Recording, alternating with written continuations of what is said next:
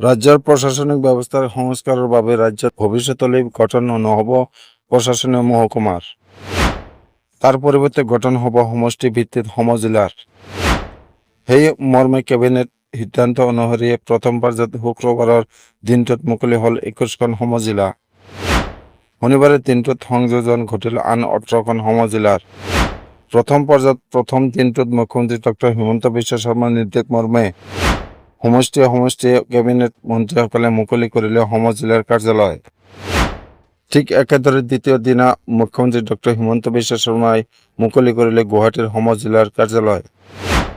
প্ৰস্তাৱিত সিদ্ধান্ত অনুসৰি প্ৰথম পৰ্যায়ত সমজিলা মুকলি হ'লেও এই পৰ্যন্ত চূড়ান্ত হোৱা নাই আন 39খন সমজিলাৰ সিদ্ধান্ত। কিন্তু চলিত বিত্তীয় বৰ্ষৰ ভিতৰত চূড়ান্ত হ'ব আন 39খন সমজিলাৰ স্থানসমূহ।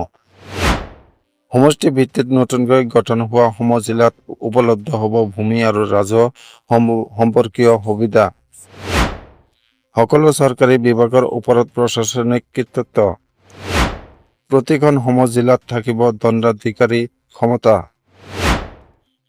উপলব্ধ থাকিব অবকাৰী যোগান, পঞ্চায়ত আৰু গ্ৰামোন্নয়ন সেৱা, দুৰ্যোগ ব্যৱস্থাপনা, উন্নয়ন আৰু জনকল্যাণমূলক আঁচনি ৰূপায়ণৰ কৰ্তৃত্ব থাকিব প্ৰতিখন সমজিলাত।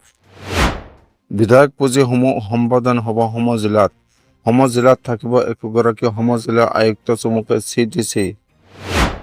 এই ব্যৱস্থা হোৱাৰ লগে লগে ৰাজ্যৰ গৰিষ্ঠ সংখ্যক কাম সমজিলাৰ কাৰ্যালয়ৰ পৰাই কৰিব পাৰিব সাধাৰণ ৰাইজে।